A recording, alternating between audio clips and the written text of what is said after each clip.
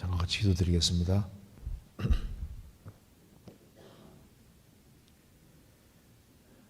자비로우신 우리 아버지 하나님, 이번에 전도집회를 갖게 해주신 것을 감사합니다. 마땅히 형벌받을 수밖에 없는 저희들을 불쌍히 여겨주시고 주 예수 그리스도의 보배로운 피로 우리 죄의 소리를 해방해 주시고 다시는 심판을 받지 않게 해주신 이 크고 놀라운 은혜와 사랑을 인하여 감사를 드립니다. 이 시간에도 주 성령께서 함께 해주시고 살아계신 하나님의 말씀으로 우리 마음을 일깨워 주옵소서. 어두운 데 비치는 빛처럼 하나님의 말씀으로 영혼을 환하게 비춰주시고 또 여러 가지 궁금한 의문들이 해결될 수 있도록 도와주옵소서. 우리의 행보를 말씀 위에 굳게 세워주시고 주님께서 맡기신 일을 잘 감당할 수 있도록 도와주시옵소서. 우리의 사랑하는 가족들, 친척들, 이웃들, 우리가 접촉하는 사람들을 주님 품으로 인도할 수 있도록 더욱 역사해 주옵소서. 오늘 말씀을 증거하는 사람이나 듣는 모든 사람들의 마음을 붙잡아 주시고 도와주시옵소서. 또 전국적으로 모임 있는 곳마다 주님이 일일이 함께 해주시고 또 해외 어려운 교회들 주님께서 하감해 주시고 도와주시옵소서. 오늘 모든 시종 함께 해주시고 도와주시기를 간절히 의지하오며 주 예수 그리스도 이름으로 기도하옵나이다. 아멘. 성경 고린도전서 14장 찾겠습니다.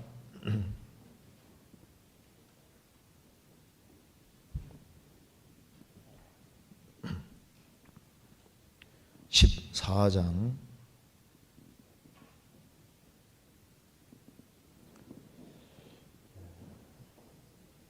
7절입니다. 혹 전하 검은고와 같이 생명 없는 것이 소리를 낼 때 그 음의 분별을 내지 아니하면 저 부는 것인지 검은고 타는 것인지 어찌 알게 되리요. 만일 나팔이 분명치 못한 소리를 내면 누가 전쟁을 예비하리요. 이와 같이 너희도 혀로 알아듣기 쉬운 말을 하지 아니하면 그 말하는 것을 어찌 알리요. 이는 허공에다 말하는 것이라. 19절입니다. 그러므로 교회에서 내가 남을 가르치기 위하여 깨달은 마음으로 5마디 말을 하는 것이 1,000,000마디 방언으로 말하는 것보다 나으니라. 거기까지입니다. 우리 저번 6일 동안 같이 전도집회로 성경을 같이 배우게 됐습니다. 오늘 시간에는 갓 구원받으신 분들 또 그리고 구원받으신 지 오래되신 분들 누구든지 꼭 알아야 될 아주 중요한 것들을 좀 말씀드려보려고 합니다. 그래서 여기 고린도전서 14장 말씀 속에 7절에 보면은 혹 전하, 저가 피리를 말합니다. 블루 같은 그 피리 말하는 겁니다. 혹 전하, 피리나 검문고와 같이 하프 같은 거죠. 혹 전하, 검문고와 같이 생명 없는 것이 소리를 낼 때 그 음의 분별을 내지 아니하면 저 피리 부는 소리인지 검문고 타는 소리인지 어찌 알게 되리요. 그러니까 이제 분명한 소리, 알아들을 수 있는 소리를 내야 된다는 겁니다. 그래서 만일 나팔이 분명치 못한 소리를 내면 누가 전쟁을 예비하리요. 이 나팔 소리가 전쟁 나팔 소리인지 기상 나팔 소리인지 내용이 정확해야 될 거 아닙니까? 그래서 이와 같이 너희도 혀로서 알아듣기 쉬운 말을 하지 아니하면 그 말하는 것을 어찌 알리요. 이는 허공에다 말하는 것이니라. 그래서 이 고린도 교회는 아주 시끌시끌한 그런 교회였던 것 같아요. 그래서 방언도 많고 한데 방언을 해도 옆에 통역하지 않으면 알아들을 수가 없잖아요. 그래서 이제 바울 사도가 이렇게 말했습니다. 19절에 그러나 교회에서 내가 남을 가르치기 위하여 깨닫는 마음으로 5마디 말을 하는 것이 1만마디 방언으로 말하는 것보다 나으니라. 그래서 1만마디 방언을 한다 해도 못 알아들으면은 그 교회 안에서 그 덕이 되겠느냐? 무슨 유익이겠느냐? 알아듣지 못한 말을 많이 하면은 듣는 사람들은 유익이 안 되는 겁니다. 그래서 차라리 교회 안에서는 내가 남을 가르치기 위하여 깨달은 마음으로 5마디 말하는 것이 낫다. 이 5마디 말하는 게 낫다는 말은 꼭 5마디만 해라 그런 말이 아니고 깨닫는 마음으로 짧게 하더라도 짧은 말이 훨씬 더 교회 안에서는 필요하고 중요하다는 겁니다. 그래서 아주 명확한 얘기, 알아들을 수 있는 얘기, 분명한 얘기를 해야만 무슨 뜻인지 알고 도움을 받을 수가 있지 않습니까? 그래서 깨달은 마음으로 그 5마디라는 말이 나와 있는데 이것은 꼭 5마디 말만 하란 말은 아니고 짧게 하더라도 알아들을 수 있는 그런 아주 명백하고 분명한 말을 해야 될 것을 말씀하는 겁니다. 그래서 오늘 제가 고린도 전서를 중심으로 해서 이제 고린도 전서 전체는 바울 사도가 성령의 도우심으로 깨닫고 하는 얘기입니다. 근데 오늘은 여기에 깨닫는 마음으로 5마디 이 말이 있으니까 오늘은 고린도전서 중심으로 해서 6가지 정도를 제가 좀 생각을 해보려고 합니다. 고린도 전서에서 나오는 말 가운데 그 6가지를 중심으로 해서 좀 간단하게 좀 말씀드려보려고 합니다. 고린도전서 4장 9절에 보면은 바울 사도가 조금 이따 말씀드릴 겁니다. 세계라고 하면서 세계를 말하면서 세계를 곧 천사와 사람이라고 했거든요. 그래서 이제 우리가 보통 세계하면 물질계를 생각하는데 바울 사도는 세계는 곧 천사와 사람이 활동하는 곳이다 이렇게 표현을 하고 있는 겁니다. 그래서 구원받기 전하고 후가 상당히 이제 관점이 다르고 다를 수밖에 없어요. 그래서 이제 그걸 조금 먼저 다뤄보고 그 다음에 이제 고린도전서 6장에 보면은 교회에서 경히 여기는 자라는 말이 나와 있습니다. 교회 안에서 문제가 생겼는데 교회 안에 생긴 어떤 이렇게 돈 문제 이런 문제를 해결하기 위해서 세상 법정에 가서 해결하려고 했을 때 그때 그 법관을 가리켜서 교회에서 중히 여기는 자가 아니라 가볍게 여기는 자다 이렇게 말했거든요. 이걸 보면은 구원받기 전하고 후가 사물을 보는 가치관이 상당히 달라졌다는 걸 알 수가 있는 겁니다. 그래서 경히 여기는 자가 어떤 사람이고 중히 여기는 사람이 어떤 사람인지 그것도 먼저 생각을 해보겠습니다. 그리고 또 한 가지는 이 성경에 보면은 고린도전서 5장에 이제 구원받은 어떤 사람이 계모하고 사는 사람이 있었던 거예요. 그래서 그 사람을 교회에서 내어 쫓으면서 사단에게 내어줬다는 말이 나오거든요. 교회에서 내어줬는데 사탄에게 내어줬다. 그러니까 사탄 역사하는 세상에 내어줬다 그랬는데 거기서 우리가 중요한 사실을 알 수 있습니다. 세상에는 마귀가 역사하고 있는 거예요. 크게. 그런데 교회는 하나님이 역사하시는 곳입니다. 그래서 이제 하나님이 역사하시는 곳이 교회인데 이 구원받은 무리를 떠나면은 성령의 인도를 못 받는 거예요. 그래서 교회에서 내어줬는 걸 가리켜서 사탄에게 내어줬다고 표현했습니다. 그러니까 교회 생활이 얼마나 중요한지를 거기에서 우리가 좀 배워야 되는 겁니다. 그리고 또 한 가지는 어떤 사람은 이제 구원받으면 나는 이제 죄에서 해방이 되고 율법에서 벗어났다 이렇게 생각하는데 율법에서 벗어난 것은 맞지만은 율법에서 벗어나는 동시에 그리스도의 법 아래 들어왔다고 성경은 말하고 있습니다. 어떤 사람은 이제 그리스도인이 이런 건 해야 되고 이런 건 하지 말아야 되고 이런 얘기하면 율법이라 생각하는데 아닙니다. 율법을 벗어났지만은 거듭나는 즉시 그리스도의 법 아래 들어와 있기 때문에 그리스도인들이 무엇을 해야 되고 하지 말아야 될 것이 아주 세세하게 성경에 기록이 되어 있는데 그걸 그리스도의 법이라고 하는 겁니다. 그래서 그리스도인들은 그리스도의 법 아래에 들어와 있다는 것이 뭔지를 잘 이해할 필요가 있습니다.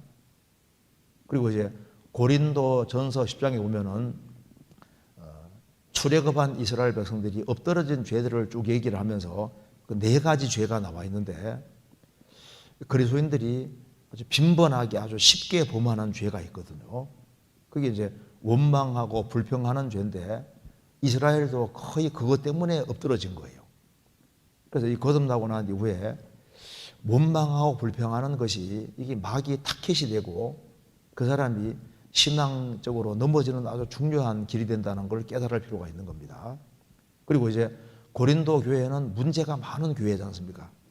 그래서 고린도전서 처음 읽으면서 고린도 교회 안에 벌써 파가 4개가 생기고 그리고 나는 바울에게 나는 아볼레에게 나는 게바에게 속했다. 그리고 이제 고린도 교회 안에 아주 많은 문제들이 생겨 도덕적인 문제도 생기고 뭐 돈 문제도 생기고 성찬용 포도주를 홀짝홀짝 마셔서 취한 사람도 생기고 뭐 별일이 다 있었습니다. 그런데 고린도전서 15장 보면은 예수님이 재림하실 때 그 구원받은 사람은 전부 다 들림받게 될 것을 얘기했습니다. 순식간에 홀연히 다 변화된다. 그러니까 그리스도인들이 주님 앞에 가는 근거는 주님의 공로 때문에 가는 것이고 주님 피로 구원받은 이유 때문에 가는 것이라는 것을 명백히 하고 있습니다. 그래서 이제 고린도 성도들에게 너희들이 어떻게 살아야 될지 자세히 말씀하고 있는데 이런 걸 중심으로 해서 말씀을 드려보도록 하겠습니다. 먼저 성경 고린도전서 4장을 찾겠습니다. 4장 9절.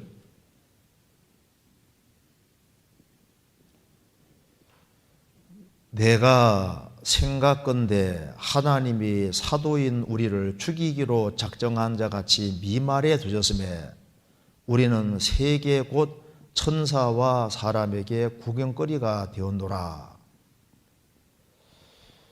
내가 바울 사도 내가 생각건대 하나님이 사도인 우리를 죽이기로 작정한 자 같이 미말에 두셨음에 사도들은 전도하면서 고생을 너무나도 많이 했습니다. 죽이기로 작정한 자 같이 미말에 제일 바닥에 두셨다. 그래서 이제 전도하러 다니면서 얻어맞고 욕을 얻어먹고 정말 가장 비참한 그런 고통을 많이 받는 속에서 전도를 했다는 겁니다. 도였음에 우리는 세계 곧 천사와 사람에게 구경거리가 되었노라. 여기서 세계라고 하면서 세계는 뭐냐? 곧 천사와 사람에게 구경거리가 되었노라. 그러니까 이것이 일반 사람이 생각하는 세계와 성경이 생각하는 세계가 상당히 다르다는 걸 알 수 있습니다. 세계는 보통 사람들은 세계는 인간들이 주로 활동하는 무대라고 생각을 하지 않습니까? 성경에서는 세계는 사람만 활동하는 세계가 아니고 천사도 활동하는 세계고 천사와 마귀가 활동하는 곳이라는 걸 분명히 말하고 있습니다. 금새만 있는 것이 아니라 내새도 있습니다. 그런데 많은 사람들이 지금 세계 하면은 물질계를 전부라고 생각하고 육체가 전부라고 착각을 하는 겁니다. 그래서 구원받기 전에 우리는 전부 다 속은 자였던 겁니다. 물질계가 전부고 육체가 전부고 죽음으로 끝이라고 속아왔던 거예요. 지금 이 자리에도 천사가 와 있습니다. 천사들이 오늘은 우리 얘기하는구나. 천사도 와 있고. 그래서 지금 천사도 활동을 하고 있고 마귀도 활동하고 있고 하나님도 직접 간섭하는 세계 속에 우리가 있다는 것을 알 필요가 있는 겁니다. 그걸 알지 못하고 있는 사람은 속은 자입니다. 성경 이거 잠깐 접어두시고 디도서 3장 찾겠습니다.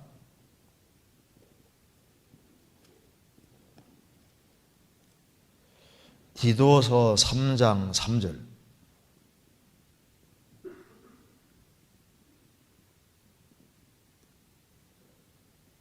350페이지입니다. 우리도 전에는 어리석은 자요, 순종치 아니한 자요, 속은 자요, 각색 정욕과 행락의 종로로 단 자요, 악독과 투기로 지낸 자요, 가증스러운 자요, 피차 미워한 자였으나, 우리도 전에는, 구원받기 전에는 우리도 어리석은 자였다. 그리고 순종치 아니한 자였고, 여기에 속은 자요.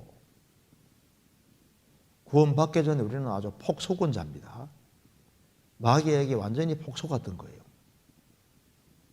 그래서 요한복음 8장 44절에 보면은 마귀를 가리켜서 예수님 말씀하시기를 마귀 저는 거짓말장이요 거짓의 아비라고 했습니다.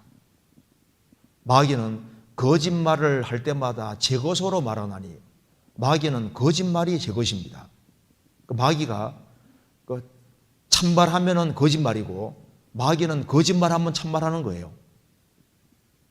그래서 우리가 마귀에게 폭속았습니다.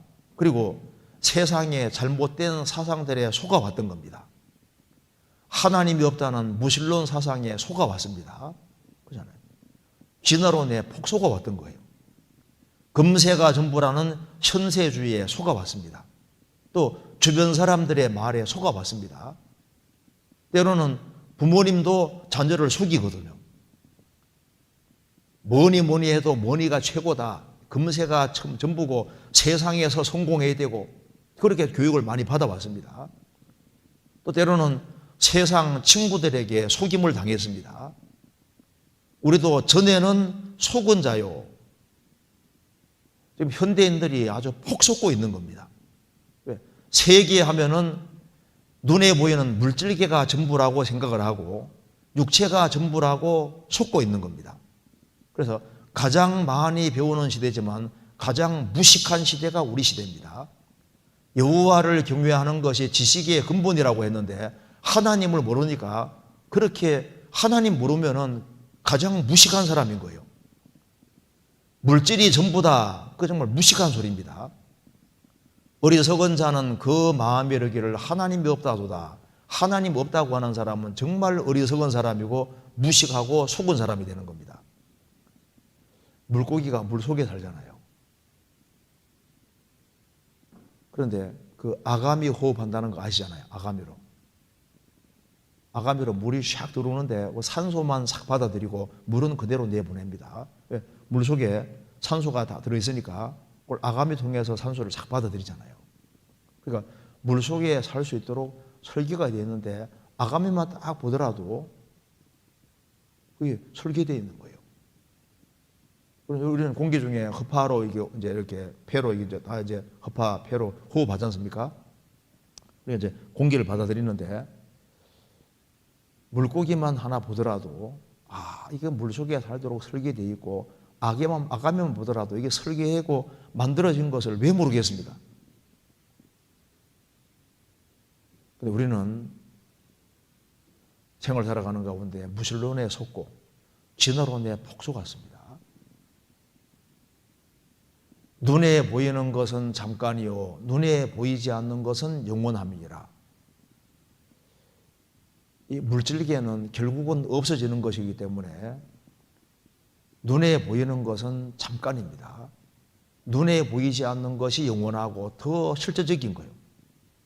로마서 8장에 우리가 소망으로 구원을 얻었음에 보이는 소망이 아니니 보는 것을 누가 바라리요. 보는 것은 결국은 없어지는 겁니다. 이 세상도 그 정욕도 없어진다고 했습니다.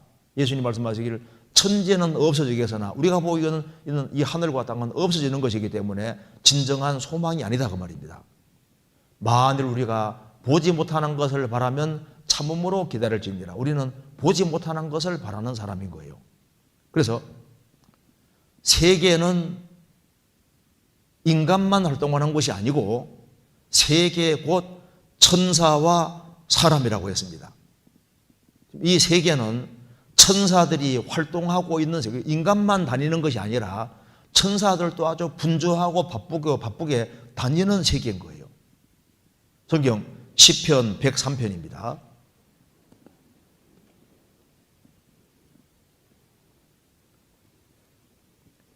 103편 20절.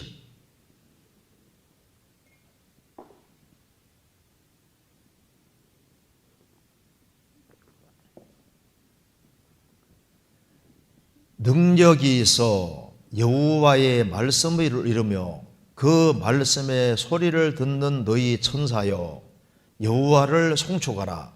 여호와를 봉사하며 그 뜻을 행하는 너희 모든 청군이여, 여호와를 송축하라. 여호와의 지으심을 받고 그 다스리시는 모든 곳에 있는 너희여, 여호와를 송축하라. 내 영혼아 여호와를 송축하라. 성경 속에 천사에 대한 얘기가 굉장히 많습니다. 천사와 사람의 다른 점은 천사는 영으로만 되어 있습니다. 영으로만 되어 있고 사람은 영이 있는 동시에 육체를 가지고 있다는 점에서 천사와 다른 점이 됩니다. 천사는 지음 받을 때 종으로 지음을 받았고 사람은 하나님과 사랑을 주고받는 사랑의 대상자로 지음받았다는 점에서 천사와 다른 점이 됩니다. 모든 천사들은 부리는 하나님이 부려먹는 영이라고 했습니다. 그게 이제 차이점이 있는 거예요. 그리고 능력 면에서는 천사가 사람보다 훨씬 능력이 큽니다. 그래서 여기 말하기를 20절에 능력이 있어 여호와의 말씀을 이루며 그 말씀의 소리를 듣는 너희여, 너희 천사여, 여호와를 송축하라. 천사는 굉장한 능력이 있습니다. 하나님 다음으로 능력이 많은 존재입니다. 그리고 21절에 여호와를 봉사하며 그 뜻을 행하는 너희 모든 청군이여, 여호와를 송축하라. 천사는 하나님을 봉사하는 존재입니다. 구원받은 사람을 섬기라고 보내신 겁니다. 그리고 22절에 여호와의 지으심을 받고 피조물입니다. 그 다스리시는 모든 곳에 있는 너희여, 여호와를 송축하라. 여호와의 지으심을 받고 하나님 다스리는 모든 곳에 천사들이 있는 거예요. 그런데 천사와 사람의 같은 점도 있는데요. 천사는 인격 가지고 있습니다. 지성과 감성과 의지 가지고 있기 때문에 천사들은 계속적으로 배워가는 존재입니다. 천사는 감정을 가지고 있기 때문에 찬송도 할 수 있어요. 또 자유의지를 가지고 있습니다. 사람도 지정의를 가지고 있잖아요. 근데 지음받은 목적이 다릅니다. 그래서 천사가 있는데 하나님이 다스리는 모든 곳에 천사들이 있습니다. 만일 우리 영혼의 눈이 열려서 천사들이 왔다 갔다 하는 걸 보면요, 지금 지구상에 사람들이 막 왔다 갔다 하지 않습니까? 근데 그거보다 더 분주하게 천사들이 사실 움직이고 있는 거예요.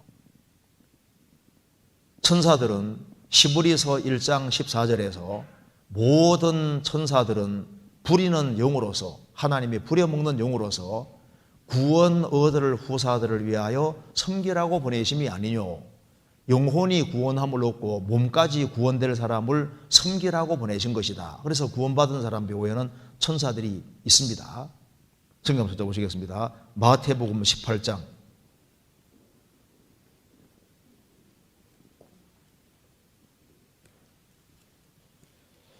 마태복음 18장 10절.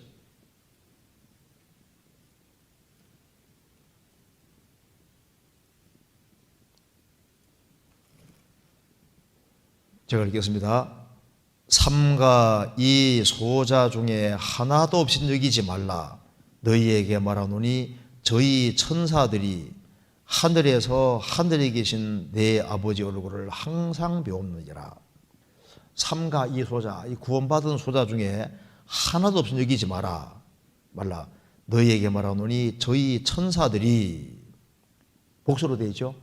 저희 천사들이, 저희의 천사입니다. 구원받은 사람 배후에 천사들이 있는데 저희들의 천사다. 그래, 구원받은 사람에게 소속되어 있는 천사들이 있는 거예요. 천사들은 구원받은 사람을 섬기라고 보내신 것이기 때문에 구원받은 사람 배후에는 천사들이 딱 배후에 있는 겁니다. 천사들이 하늘에서 하늘에 계신 내 아버지 얼굴을 항상 배웁느니라. 그래서 누가복음 16장에 보면 거지 나사로가 죽을 때 천사가 아니라 천사들에게 받들려 아브라함의 품에 들어갔다.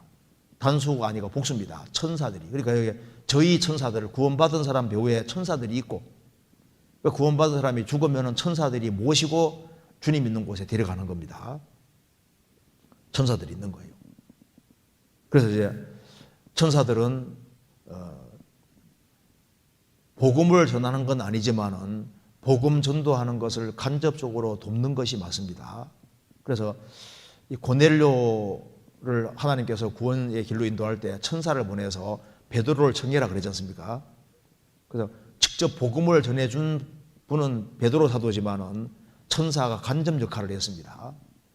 또 그리스도인들이 어려운 위치에 있을 때 천사들이 도와주는 얘기도 성경에 꽤 나오고, 그리고 이제 구원받은 성도들을 실제로 구하는 얘기도 나오지 않습니까? 그래서 베드로 사도가 감옥에 갇혔을 때 천사가 옥문 열어주기도 했습니다. 그리고 이제 구원받은 사람이 죽을 때도 낙원에도 데려가고, 그래서 천사들이 이제 구원받은 사람들 배후에 있는데, 천사들은 구원받은 사람을 굉장히 부러워하고, 그리고 사람이 구원받고 그리스도인이 활동하는 그것에 대해서 아주 지극한 관심을 가지고 있습니다. 성경 베드로전서 1장입니다.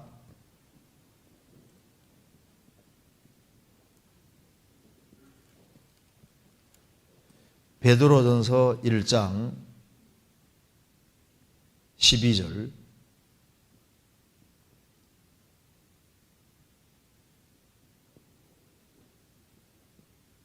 제가 읽겠습니다. 이 섬긴 바가 자기를 위한 것이 아니요 너희를 위한 것임이 계시로 알게 되었으니 이것은 하늘로부터 보내신 성령을 힘입어 복음을 전하는 자들로 이제 너희에게 고한 것이요 천사들도 살펴보기를 원하는 것이니라. 천사들이 가장 궁금해하는 것이 뭐냐? 궁금해하는 것이 하늘로부터 보내신 성령은 하늘로부터 오시지 않습니까? 성령을 힘입어서 복음 전하는 자들로 이제 너희에게 구한 것이요. 그래서 하나님의 성령이 보내심 받았고, 그리고 하나님 보내신 일꾼들이 복음을 전해서 사람들이 구원을 받고, 그 구원받은 사람들이 변화되어서 나중에 천국까지 올라가는 그것에 대해서 가장 관심이 있다 그 말입니다. 천사들도 살펴보기를 원하는 것이니라. 천사들이 아주 갈망을 가지고 있는데 뭘 그렇게 보고 싶어 하느냐? 죄인이 구원을 받고 그 구원받은 사람이 구원받은 하나님 자녀가 아들답게 바뀌어 나가고, 그리고 이제 전도 활동을 하고, 그런 것에 대해서 지극한 관심을 가지고 있다 그 말입니다. 천사들은 교회를 통해서 하늘의 각종 지혜를 배운다고 에베소서에서 말하고 있습니다. 3장에서 말하고 있지 않습니까? 그래서 천사들도 살펴보기 원한다. 이게 맞는 거예요. 그래서 성경 누가복음 15장 잠깐 찾아보겠습니다. 한 사람이 구원받으면 천사들이 그렇게 기뻐합니다. 찾아보시겠습니다. 누가복음 15장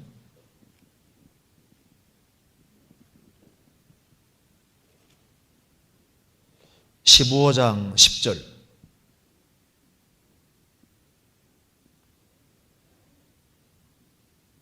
내가 너희에게 이르노니 이와 같이 죄인 하나가 회개하면 하나님의 사자들 앞에서 기쁨이 되느니라. 하나님의 사자들, 에인절, 천사들을 말하는 겁니다. 그러니까 죄인 하나가 회개하고 구원받으면은 하나님도 기뻐하는 동시에 천사들도 아주 기뻐하는 거예요. 천사들은 뭐 정치에 관심 있는 게 아닙니다. 뭐 문화개혁 이런 데 관심 있는 것이 아니고, 천사들은 포커스가 어디에 있냐면은 하나님 역사에 관심이 있는 거예요.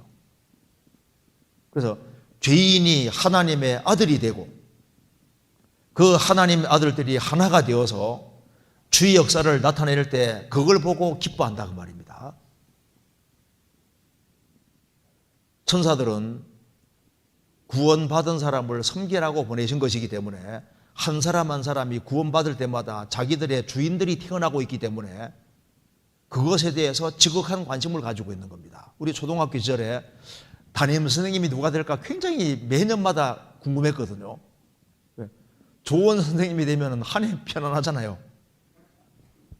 그러니까 이제 그 선생님이 누가 되느냐가 굉장히 중요한 것이었습니다. 천사들은 지금 자기들의 주인 될 사람이 계속 탄생하고 있으니 그 지극한 관심을 가질 수밖에 없죠. 나중에 이제 천국 가면요, 야, 천사들이 우리 배후에서 바쁘게 일하고 있었다는 것을 정말 알게 될 겁니다. 지금 인간들만 활동하는 세계가 아니라 천사들이 분주하게 움직이는 세계 속에 우리가 살고 있다 그 말입니다. 그와 동시에 천사들도 활동하는 세계고 동시에 마귀도 활동하는 세계인 거예요.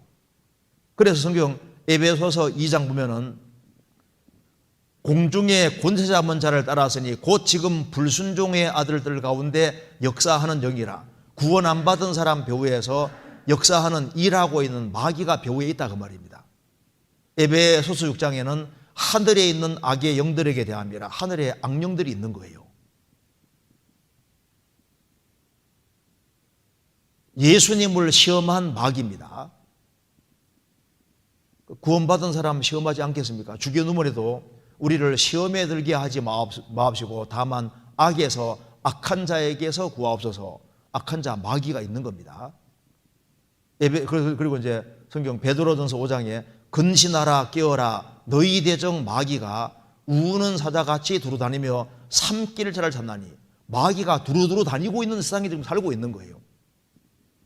천사도 분주하게 움직이고 마귀도 분주하게 움직이고 있습니다. 그래서 성경 욥기 1장 보면은 마귀들이 와서 이제 사탄이 와서 하나님께 말합니다. 하나님 말씀했습니다. 너가 내 종 욥을 유의해 봤느냐?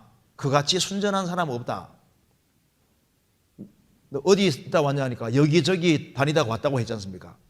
여기저기 다녀왔나이다. 천사들이 마귀들이 아주 분주하게 다니고 있습니다. 분을 내어도 죄를 짓지 말며 해가 지도록 분을 범지 말고 마귀로 틈을 타지 못하게 하라. 해가 지도록 분을 범지 말아서 해가 지도록 분 품으면 배후에 마귀가 부추긴다 그 말입니다. 가룟 유다에게 예수 팔리는 생각을 마귀가 넣었다고 했습니다.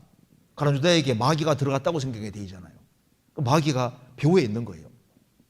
그 마귀는 사람들 배후에 역사에서 각종 잘못된 생각들을 집어넣고 그리고 마귀가 아주 분주하게 움직이고 역사하고 있습니다. 무당솔 속에 들어가는 귀신은 하등마귀. 고등마귀는 따로 있는 겁니다. 아니, 마귀가 있는지 알죠?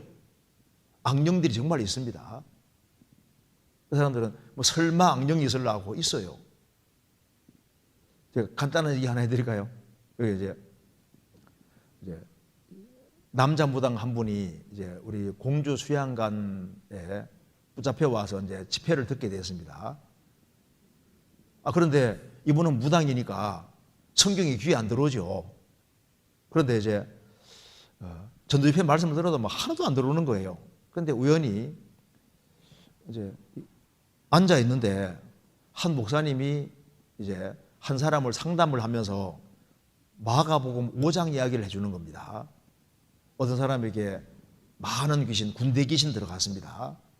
예수님이 군대 귀신에게 나오라고 하니까 군대 귀신이 말하기를 우리를 그냥 나가게 해주지 마시고 저기에 많은 돼지 떼 속에 보내주십시오.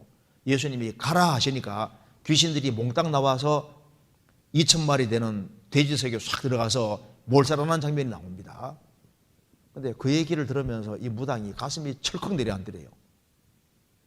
그 무당이 저도 만나봤는데 그분이 얘기를 하는데 귀신이 항상 들어와 있는 게 아니라 들락날락 한답니다. 들락날락.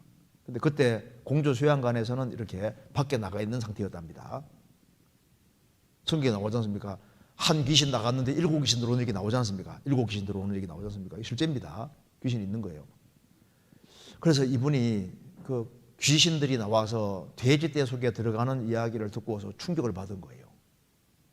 왜냐하면 자기가 푸닥거리 할 때마다 돼지머리 딱 잘라놓고 푸닥거리 하고 귀신이 돼지머리 속에 들어가는 걸 보고 난 이후에 삼지창 긴 거 있잖아요.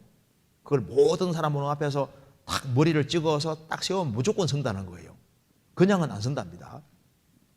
그런데 어떻게 찍든 찍어서 딱 세우면은 귀신이 들어갔기 때문에 무조건 선다는 거예요. 그러니까 자기 보고 용하다고 했는데 자기는 푸닥거리 할 때마다 돼지 속에 귀신 들어가는 걸 자기가 항상 봤는데 성경에 군대 귀신이 나와서 돼지 속에 쏙 들어가는 거 보니까 자기가 경험하고 똑같으니까 얼마나 실감이 되겠어요. 그래서 무당들은 지옥 간다는 얘기를 많이 들었는데 이 충격을 받은 겁니다. 하나님도 계시고 예수도 계시고 성경도 사실이구나. 그래서 아주 바짝 긴장해서 말씀을 간절히 들어서 구원을 받았다니까요. 구원받고 무당 다 집어치우고 이제 택시 운전사로 전업해가지고 살고 있습니다.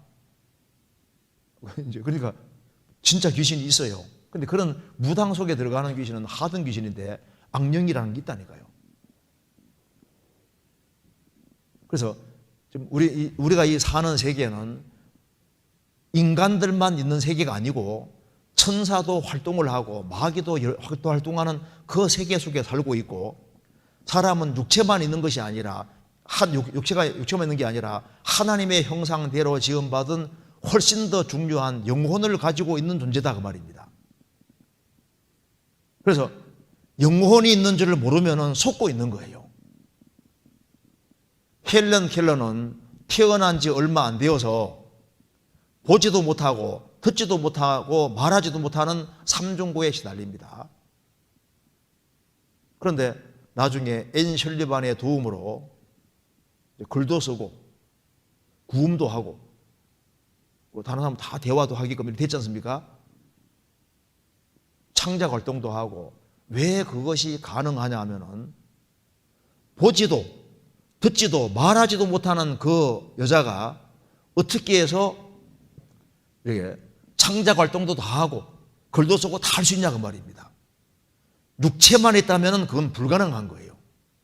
헬렌 켈러는 사람이 육체만 있는 것이 아니라 영혼이 있다는 것을 실증적으로 보여주는 예입니다.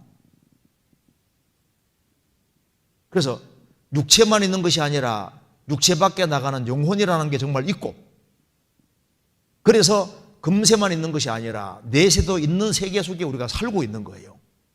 고린도전서 15장입니다.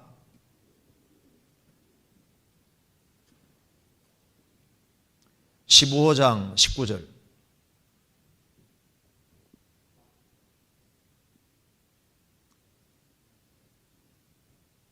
만일 그리스도 안에서 우리의 바라는 것이 다만 이 생뿐이면 모든 사람 가운데 우리가 더욱 불쌍한 자리라. 그리스도 안에서 우리의 바라는 것이 다만 이 생뿐이면 7, 80이 전부라면은 모든 사람 가운데 우리가 예수 믿는 우리가 더욱 불쌍한 자리라. 어떤 분이 저에게 말합니다. 저에게 말하기를 예수 믿는 사람 참 불쌍해 보인대요.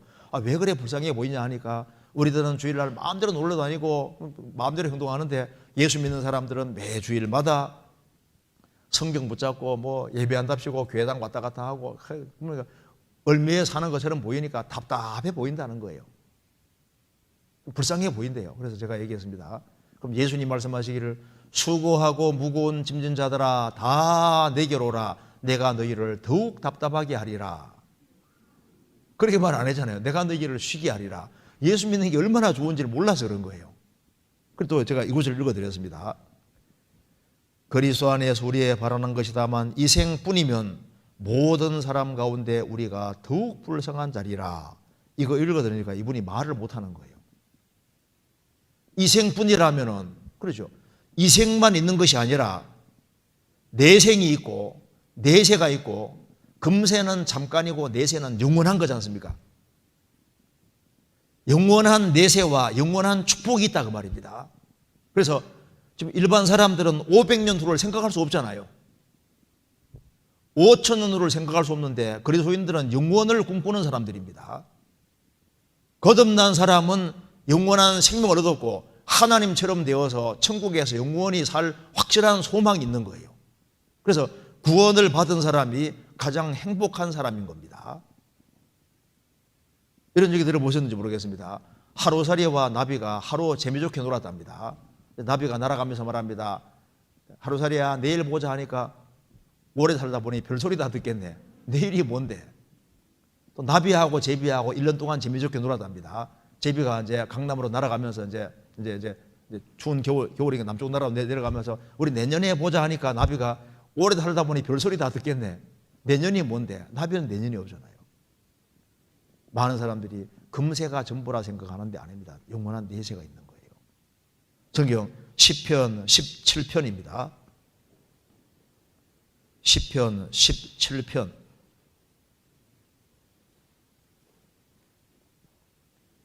14절.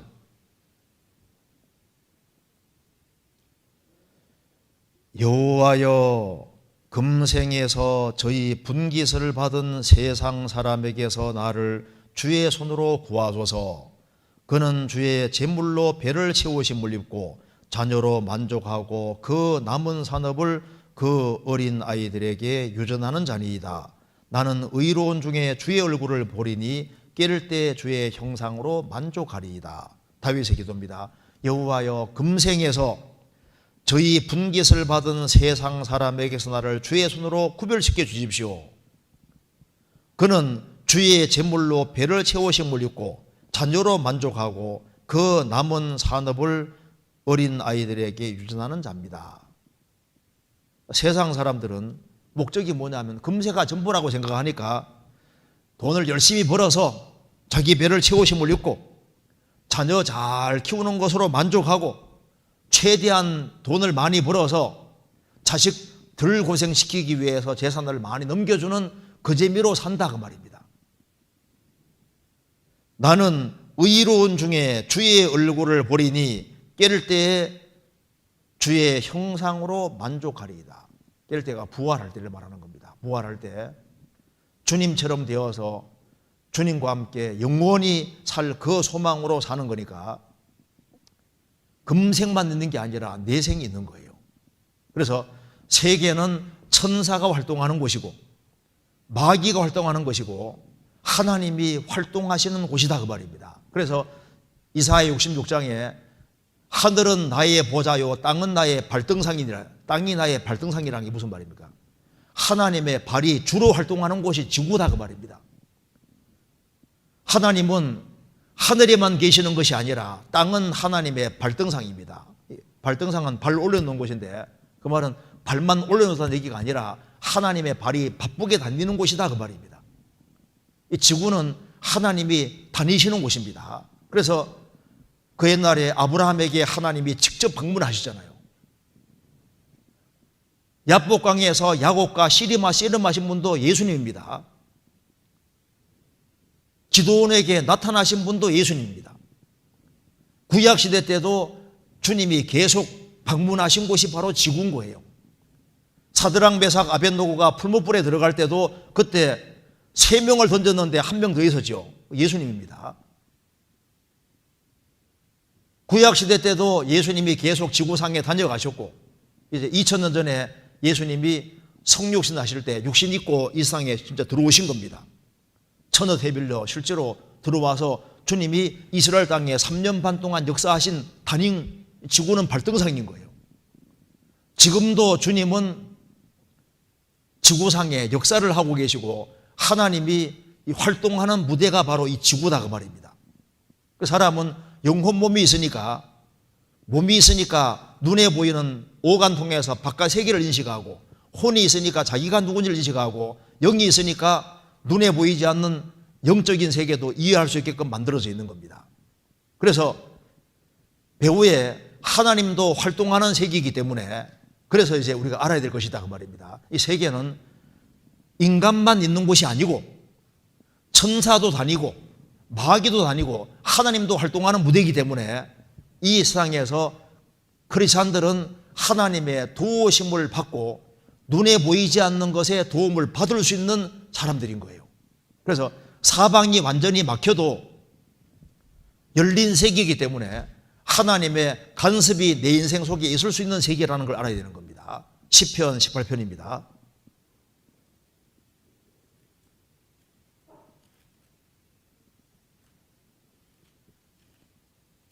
16절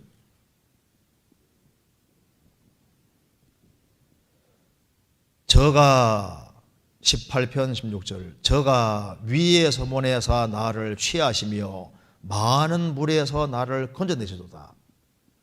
지금까지 구원받기 전에는 세계 하면은 이제 인간만 사는 곳으로 생각을 해서 항상 사람의 도움만 바라고 살았습니다. 그래서 생을 살아가면서 부모의 도움을 바라고 이웃의 도움 바라고 친구의 도움 바라고 살았는데 그 부모의 도움이나 친구의 도움이나 이웃의 도움이 다 끊어져도 그리스도인들은 세계를 인식할 때 다르게 인식하는 거예요. 세계는 인간만 있는 곳이 아니라 천사들이 분주하게 움직이고 있는 세계고 하나님의 발등상이 지구고 하나님 역사하는 세계이기 때문에 하나님의 도우심을 받을 수 있고 위로부터 도움받을 수 있다 그 말입니다. 그래서 다윗은 사방이 완전히 막혔을 때 저가 하나님이 위에서 보내사 나를 취하시며 많은 물은 많은 환난을 가리킵니다. 큰 환난인데 큰 환난에서 하나님이 직접 건져주신 거예요. 그리스도인들은 위로부터 도움을 받을 수 있는 존재입니다. 그래서 성경이 말씀하기를 시편 121편 1절 2절에 내가 산을 향하여 눈을 나의 도움이 어디서 올고 나의 도움이 천지를 지으신 여호와에게로서다. 나의 도움이 어디서 올고 하나님 역사하는 세계이기 때문에 나의 도움은 천지를 지으신 여호와께로부터 직접 오는 거예요. 그래서 구약시대 때도 신약시대 때도 하나님의 도움을 실제로 받고 생을 산다 그 말입니다. 우리가 구원받았다는 것은 하나님의 초자연적인 도움을 받은 겁니다. 이사야 40장 끝에 보면은 오직 여호와를 앙망하는 자는 새 힘을 얻으리니 여호와를 앙망하는 사람, 쳐다보는 사람은 새 힘을 얻으리니 독수리의 날개치며 올라감과 들 것이요 다른 박질하여도 곤비치 아니하고 걸어가도 피곤치 아니하리로다. 여호와를 앙망하는 사람은 위로부터 도움을 받습니다. 그리고 하나님이 살아계시고 역사하는 세상에 살고 있기 때문에 하나님의 간섭이 있는 거예요. 시편 37편입니다.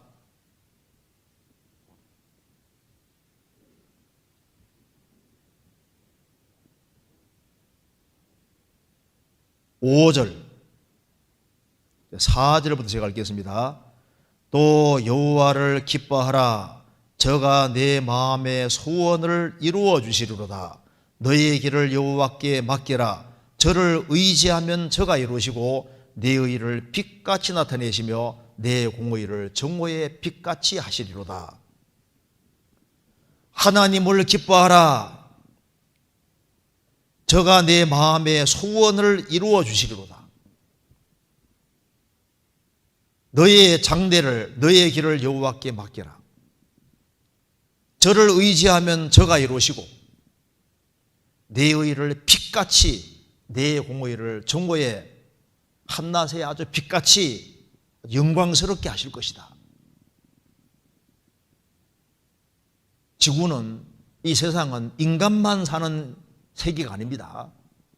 배후에 하나님이 역사하시는 세계이기 때문에 장래를 하나님께 맡기는 사람은 하나님께서 인생을 만들어 가시는 거예요.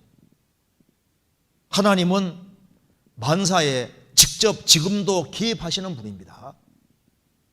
사람이 죽는 것은 꼭 죄가 많아 죽는 것이 아닙니다. 구원받은 사람은 우연히 죽을 수가 없어요. 성경 한번 찾아보시겠습니다. 누가복음 13장.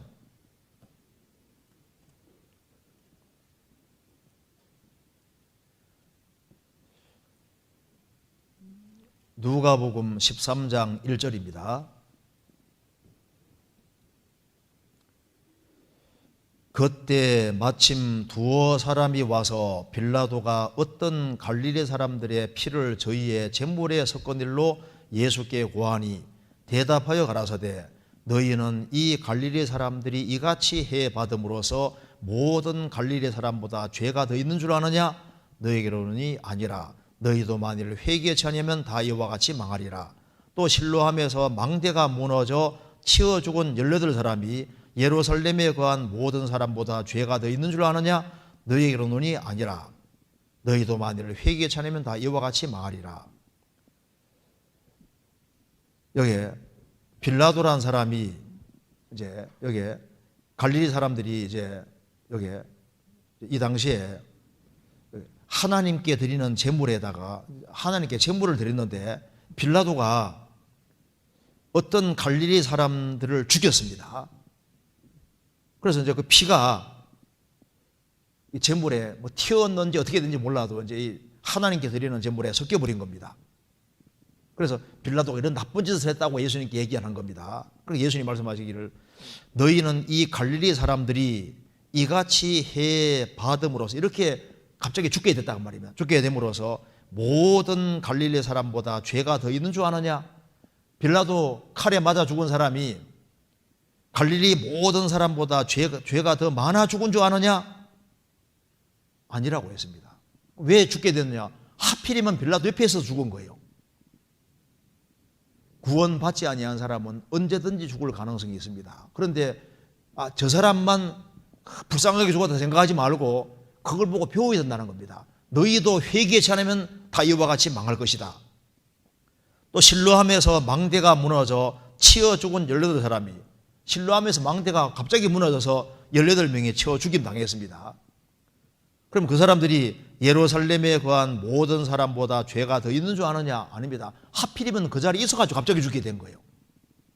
그거 보고 배우라는 겁니다. 저 사람만 안 됐다고 생각할 것이 아니라 너희도 회개에 차면 다 망하는 것이다. 여기서 알 수 있는 것은 사람이 죽는 것은 꼭 죄가 많아 죽는 것이 아니다 그 말입니다. 미국의 쌍둥이 빌딩 무너져 죽을 때 뉴욕에 있는 모든 사람보다 죄가 더 많아 죽은 게 아니라 하필이면 그 자리에 있어 죽게 된 거예요.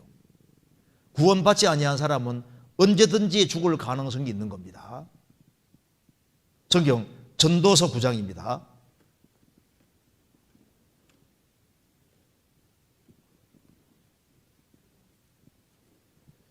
전도서 9장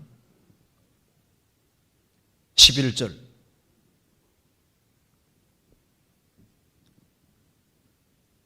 (955페이지입니다) 내가 돌이켜 해 아래에서 보니 빠른 경주자라고 선착하는 것이 아니며 유력자라고 전쟁에 승리하는 것이 아니며 지혜자라고 식물을 얻는 것이 아니며 명철자라고 재물을 얻는 것이 아니며 기능자라고 은총을 입는 것이 아니니 이는 시기와 우연이 이 모든 자에게 임함이니라. 대저 사람은 자기의 시기를 알지 못하나니 물고기가 재앙의 그물에 걸리고 새가 울무에 걸림같이 인생도 재앙의 날이 홀련히 임하면 거기 걸리느니라. 달리기 잘한다고 항상 1등하는 것이 아니다 그 말입니다. 힘이 있다고 해서 항상 전쟁에 승리하는 것이 아니고 재능이 많다고 해서 항상 빛을 보는 건 아니잖아요. 이는 시기와 우연이 이 모든 자에게 임함이니라. 대저 사람은 자기의 시기를 알지 못하나니 물고기가 재앙의 거물에 덜컥 걸리는 것처럼 새가 울무에 걸림같이 인생도 재앙의 날이 홀련히 임하면 거기 걸리느니라. 열린 세기이기 때문에 구원 안 받은 사람은 언제든지 갑자기 죽을 가능성이 항상 있는 거예요. 그래서 자기가 인생의 주인이 돼서 자기의 주관과 방법대로 살아가는 사람은 열린 세계이기 때문에 그 위기를 잘 모면하면 오래 살 수도 있고 못 피하면 빨리 죽을 수도 있는 겁니다. 성경 전도서 8장 5절 5절부터 7절까지 이거 좀 이렇게 체크해 놓으면 좋겠습니다. 자꾸 읽어보면 좋겠습니다. 5절 무릇 명령을 지키는 자는 화를 모르리라. 지혜자의 마음은 시기와 판단을 분별하나니 물은 무슨 일이든지 시기와 판단이 있으므로 사람에게만은 화가 심함이니라. 사람이 장래일을 알지 못하나니 장래일을 가르칠 자가 누구이랴. 사람은 한치 앞을 모르고 장래일을 모릅니다. 장래일을 모르는 상태에서 일정한 시기에 판단해야 될 문제가 항상 있는 거예요. 오늘은 이 버스를 타야 될까 말아야 될까? 오늘은 밖을 나가야 될까 말아야 될까? 전철을 타야 될까 말아야 될까? 대구 지하철 참선할 때도 어떤 사람은 항상 전철 타고 출근했는데 오늘은 버스 타고 가자 하면 살았거든요. 버스 타고 출근하는 사람도 오늘은 전철 타고 가자. 전철 타고 죽는 거예요. 열린 세상이기 때문에 자기 스스로 장래를 모르는 상태에서 판단해야 되니까, 한치 앞을 모르는 상태로 판단해야 되는 거니까, 구원 안 받은 사람은 언제든지 죽을 가능성이 열려있다 그 말입니다. 그런데 성경에 말씀하기를 무릇 명령을 지키는 자는 화를 모르리라. 이게 무슨 말입니까? 하나님의 간섭이기 때문에 장래를 하나님께 맡기고 의탁하고 살아가는 사람은 하나님은 앞을 미리 볼 수 있으니까 명령을 지키는 자는 화를 모를 것이다. 무릇 지혜자의 마음은 시기와 판단을 분별하느니 하나님이 실제로 피하게 해주시는 일들이 있다 그 말입니다. 그래서 저희들은 하나님의 뜻과 계획 가운데 있고 하나님의 간섭이 있는 거예요. 그래서 장래를 모르는 상태이기 때문에 장래를 하나님께 맡기고 말씀 가운데 조심스럽게 걸어가는 사람은 죽더라도 주님의 뜻 가운데 죽는 겁니다. 그래서 구원받지 아니한 사람의 죽음과 그리스도인의 죽음은 다릅니다. 그래서 우리는 지금 열린 세상에 살고 있다는 걸 알아야 됩니다. 천사도 개입하고 마귀도 개입하고 하나님도 일하는 세계이기 때문에 기도하는 사람은 하나님의 응답을 받을 수 있는 세계고 위로부터 도움받을 수 있는 세계 속에 사는 거예요. 그래서 에벤에서는 도움의 돌이라는 뜻인데 하나님이 여기까지 도우셨다. 위로부터 도움을 얻고 살 수 있는 사람들이 크리스찬이다 그 말입니다. 그래서 세계는 천사가 역사하고 인간이 함께 있는 그런 눈에 보이지 않는 영적인 세계가 있고 물질계도 같이 있는 세상에 살고 있기 때문에 이 세상에 살아가면서 뭘 키워야 되느냐? 믿음을 키워야 됩니다. 믿음 있는 사람 속에 주님 역사하시거든요. 믿는 자 속에 역사하십니다. 그래서 믿음을 키우는 사람은 하나님의 도움을 받을 수 있는 겁니다. 이사야 62장에도 너희는 쉬지 말며 하나님으로 쉬지 못하시게 하라. 하나님의 손길을 끌어내릴 수 있다 그 말입니다. 왜? 세계는 물질에게만 있는 것이 아니기 때문에. 그래서 바울 사도가 고린도 전서를 말하면서 세계는 곧 천사와 사람이다. 불신자들은 세계는 인간들이 활동하는 곳이라 생각하는데 그게 착각입니다. 이해되시죠? 그 다음 보시겠습니다. 고린도전서 6장입니다.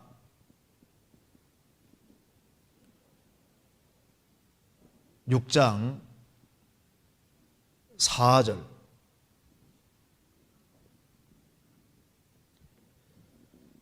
그런즉 너희가 세상 사건이 있을 때 교회에서 경히 여김을 받는 자들을 세우느냐. 이 세상적인 문제들이, 이게 풀 수 없는 문제들이 생겨서 이걸 교회에서 경히 여김 받는 자들을 세우느냐. 이제 법정에서 문제를 해결하려고 할 때 그 법관들을 가리켜서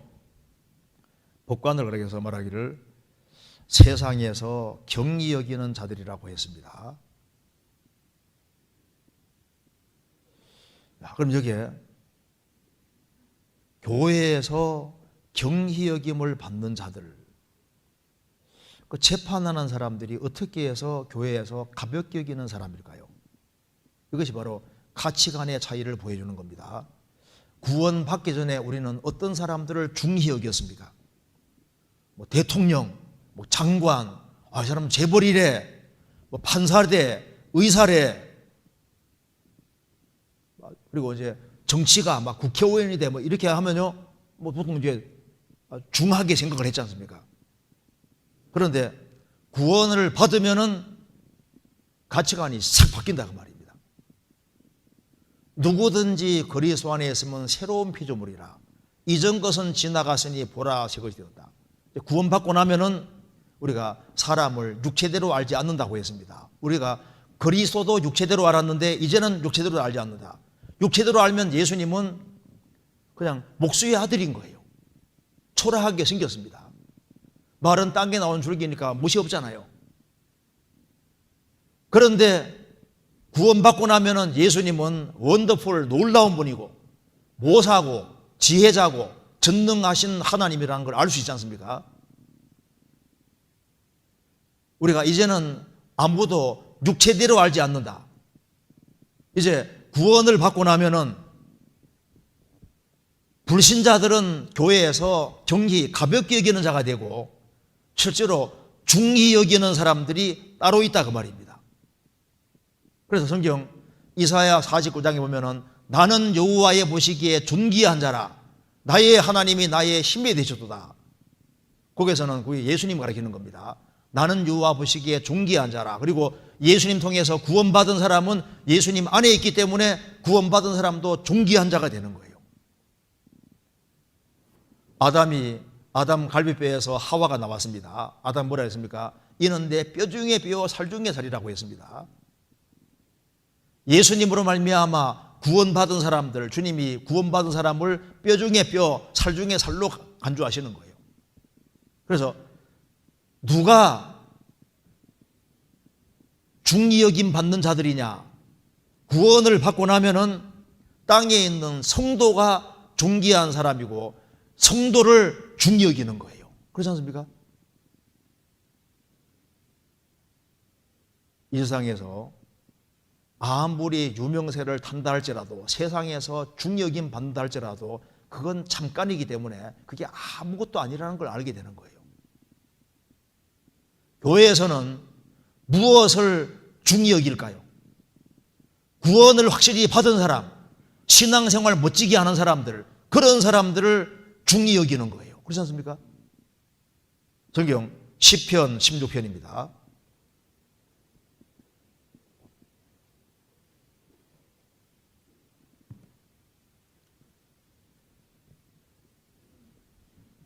(3절)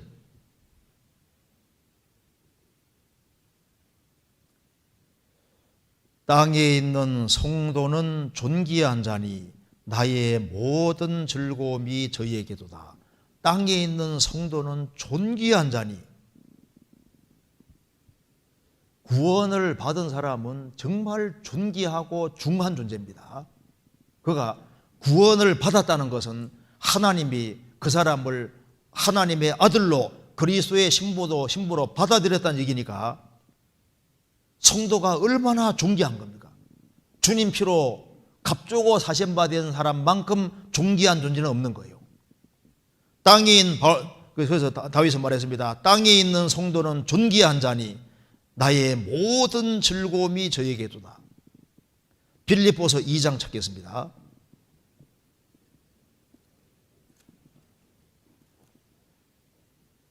(2장 25절)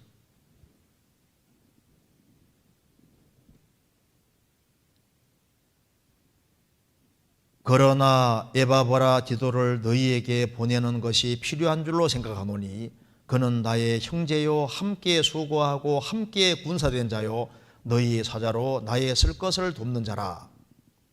그가 너희 무리를 간절히 사모하고 자기 병든 것을 너희가 들은 줄 알고 심히 근심한지라. 저가 병들어 죽게 되었으나 하나님이 저를 긍휼히 계셨고 저뿐 아니라 또 나를 긍휼히 계사 내 근심 위에 근심을 면하게 하셨느니라. 29절 이러므로 너희가 주 안에서 모든 기쁨으로 저를 영접하고 또 이 같은 자들을 존귀 여기라. 에바브로 디도는 정말 신앙생활을 잘하는 사람입니다. 그는 바울 사도가 말하기를 나의 형제요 함께 순구하고 함께 군사된 자다. 나의 쓸 것을 돕는 자다. 그가 너희 무리를 간절히 사모하고 자기가 병이 들어서도 정말 주님의 복음과 영광을 위해서 얼마나 열심히 살았습니까? 이 같은 자들을 존귀 여기라. 역대상 17장 8절에 보면은 하나님께서 내가 다윗을 존귀한 자의 이름같이 만들어 줄 것이다. 역대상 4장에는 야베서에 대해서 말하기를 야베서는 그 형제보다 존귀한 자라고 했습니다. 그는 큰 위경과 어려움 속에 하나님의 도움을 구했고 하나님의 도움을 입고 그 하나님의 도우심으로 지경이 넓혀졌다고 되어 있잖아요. 하나님의 도움을 입고 사는 사람, 그런 사람들이 존귀한 사람인 겁니다. 우리는 구원받은 사람이 중한 사람이고, 구원받고 난 이후에 신앙생활을 주안해서 잘하는 사람이 그 사람을 중히 여기는 거예요. 주님의 도우심을 입고 살아가는 그런 사람들을 우리는 중히 여깁니다. 귀히 여기는 거예요. 사무엘상 2장에 보면은 하나님 말씀하시기를 나는 나를 존중히 여기는 사람을 내가 존중히 여기겠다. 나를 멸시하는 사람을 내가 경멸히 여기겠다. 주님을 존중히 여기고 주님 이름을 귀하게 여기는 사람들, 그런 사람들이 우리가 봤을 때는 존귀한 사람인 겁니다. 이 세상에서 아무리 높은 지위에 있다 할지라도 몇십 년짜리인 거예요. 어떤 사람이 왕이라면 우리는 영원한 왕입니다. 이 세상에 뭐 대통령도 몇 년짜리지 않습니까? 그래서 소인들은 1000년 동안 왕노릇 하고 세세토록 왕노릇 하는 건데, 주님은 만왕의 왕이시고 우리는 왕인 겁니다. 그러니 그리스도인들의 특권은 너무나도 다르기 때문에 불신자들하고는 이건 게임이 안 되는 거예요. 가치관이 다릅니다. 왜 성도가 중한 자일까요? 세상의 빛과 소금이고 그리스도가 유일한 소망이기 때문에 이 세상이 멸망하지 않도록 지키는 것은 크리스찬입니다. 지금 성령께서 교회 통해서 맡고 있으니까 교회가 세상의 소망인 거예요. 그리고 하나님이 알아주는 사람이 귀한 사람 아니겠습니까? 성경에 보면 모세야 모세야, 하나님은 모세를 아셨습니다. 창세기 46장 보면은 야곱아 야곱아, 하나님 야곱을 알아주셨지 않습니까? 창세기 22장에 아브라함 아브라함아, 하나님 아브라함 아시잖아요. 하나님은 삭개오를 아셨습니다. 삭개오야 내려오라, 뻥나무 올라가 있는 삭개오 아시지 않습니까? 사도행전 9장에는 사울아 사울아, 하나님이 알아주는 것이 영광스러운 거예요. 누가복음 11장 보시면은 부자가 있는데, 부자는 동네 사람이 다 아는데 주님은 이름 안 기록해 놨습니다. 나사로는 비참한 거지인데 거지 나사로 이름이 나오잖아요. 주님께서는 거지 나사로 이름을 기억하고 있다는 겁니다. 그건 거지를 귀하게 여기신 거지 않습니까? 주님이 중요하게 여기신 거라고. 그 사람은 떵떵거리는 부자지만은 주님께서는 그 사람 이름 안 써놨습니다. 세상에 떵떵거리고 살아도 하나님과 관계 맺지 아니하면은 그 사람은 아무것도 아닌 거예요. 고린도전서 6장에서 말씀하시기를 성도가 세상을 판단할 것을 알지 못하느냐, 천사를 판단할 걸 알지 못하느냐. 그래서 소인들은 세상을 판단하고 천사를 판단할 사람이다 그 말입니다. 영혼을 중요하게 여기는 그 사람이 하나님 보실 때 하나님이 귀하게 여기는 사람인 거예요. 우리는 어떤 사람을 귀한 사람으로 보냐 하면은 영혼을 소중히 여기는 사람을 우리는 중한 사람으로 보는 겁니다. 어떤 그 작가가 집에 불이 났습니다. 얼른 세 가지가 떠오르답니다. 아들, 자기가 원고 뭉치 한참 써놓은 것들, 그 다음에 돈 3개가 딱 떠오르더랍니다. 자, 여기 아들, 원고 뭉치, 돈. 근데 급해서 하나만 가지고 나가야 되거든요. 뭘 가지고 나갈까요? 무조건 아들을 데려나가잖아요. 아무리 원고 뭉치가 중요해도 일단 목숨보다 더 중요한 건 없는, 생명보다 더 중요한 건 없습니다. 그래서 생명을 중요하게 여기는 사람들, 영혼을 건지고 세우는 그것을 중요하게 여기는 사람들, 그런 사람들이 주님 보실 때 중한 사람이고, 그리고 정말 행복한 사람은 하나님께 쓰임받는 사람이 진정한 행복자가 되는 겁니다. 그렇잖아요? 누가 귀한 사람이냐, 누가 교회 안에서 하나님 앞에서 중요한 사람이냐, 하나님께 쓰임받는 사람이 중요한 사람이 되는 거예요. 그렇지 않습니까? 그래서 교회에서 경히 여기는 자, 중히 여기는 자, 만일 그리스도인들이 세상 사람들을 부러워하고 어이구 내 신세 하면은 그거 잘못 생각하고 있는 겁니다. 내가 초라해도 확실한 믿음을 가지고 있으면 하나님의 도우심 입고 살 수 있는 거예요. 여호와를 낭망하는 사람은 새 힘을 얻고 살 수 있는 겁니다. 그 다음에 고린도전서 5장 보시겠습니다. 고린도전서 5장 13절.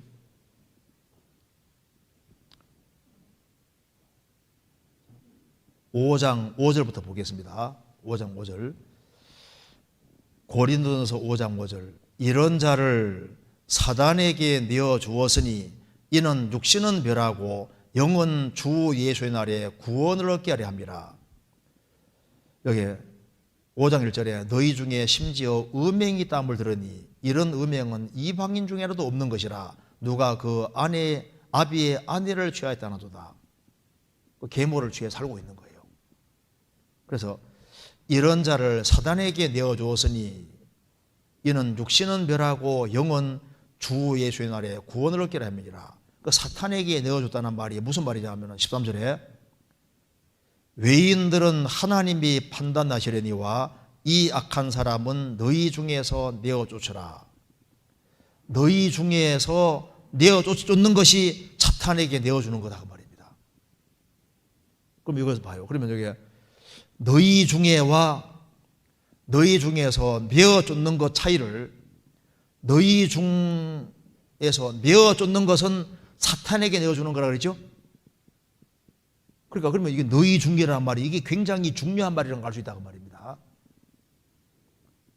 왜 이게 너희 중에 내어쫓으라 그랬을까요? 요한일서 5장 19절에 우리는 하나님께 속하고 온 세상은 악한 자에게 안에 처한 것이며 우리는 거듭난 우리는 하나님께 속하고 온 세상은 악한 자 마귀에게 처한 것이며 세상 임금이 마귀라고 예수님이 말씀하시잖아요.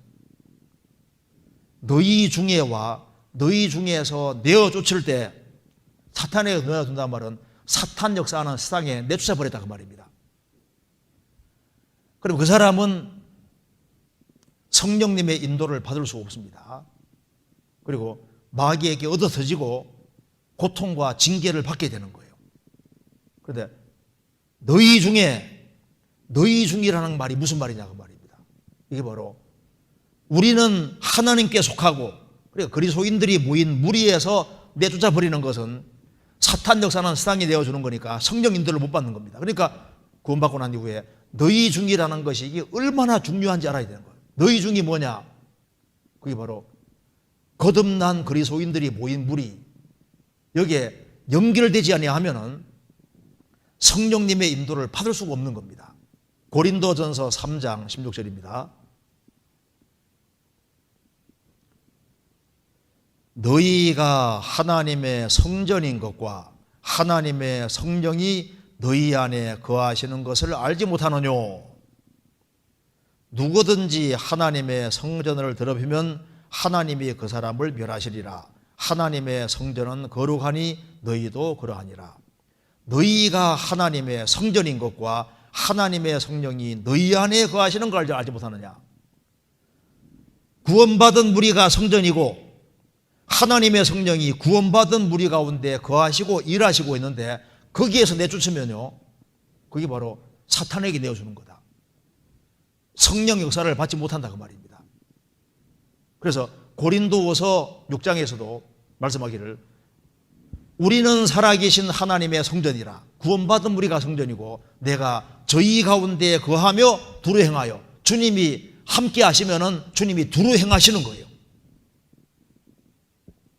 그래서 구원받은 사람은 반드시 주님 역사하시는 교회를 찾고 거기에 연결되어서 공동체로 구성되어서 거기에 같이 신앙생활하면은 고린도서 3장에 말씀하신 대로 주는 영이시니 주의 영이 계신 곳에는 자유함이 있느니라. 주는 영이시고 주의 영이 계신 곳이 있어요. 주의 영이 계신 곳이 있으면 주의 영이 활동하시는 거예요.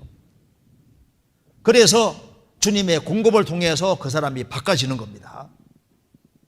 개의 모임을 아무리 하고 친구들과 열심히 같이 만나고 해도 안 바뀝니다. 그런데 참 놀라운 것은 그리스도인들이 모인 무리에 연결되어서 같이 있으면은 같이 말씀 배우고 교제하면 왜 바뀌어질까요? 주의 성령이 역사하시기 때문에 그런 거예요.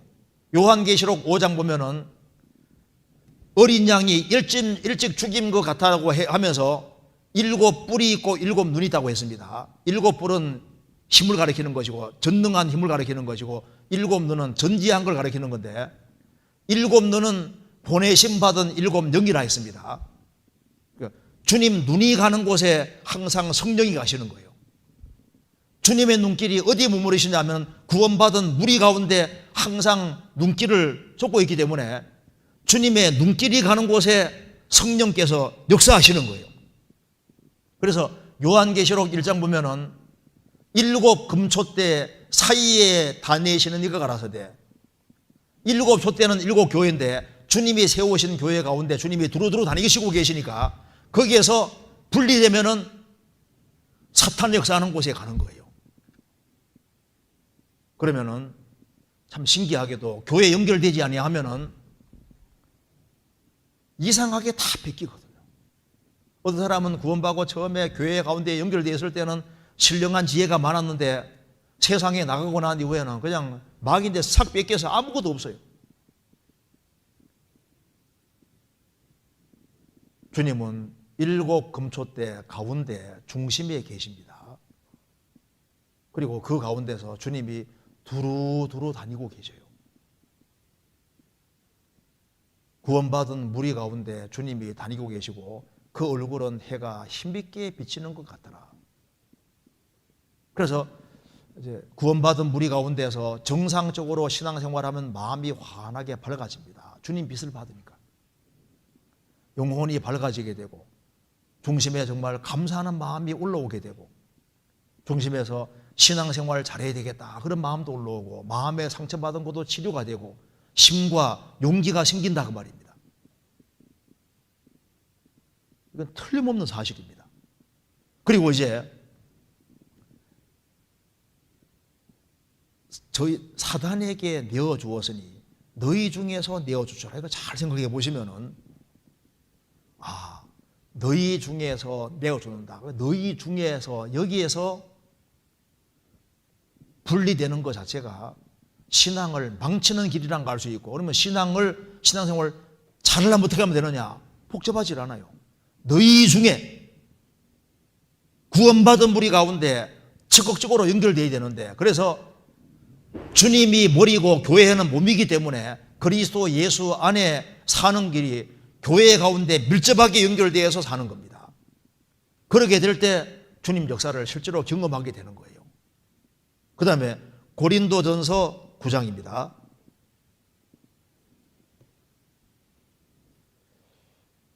(9장 20절)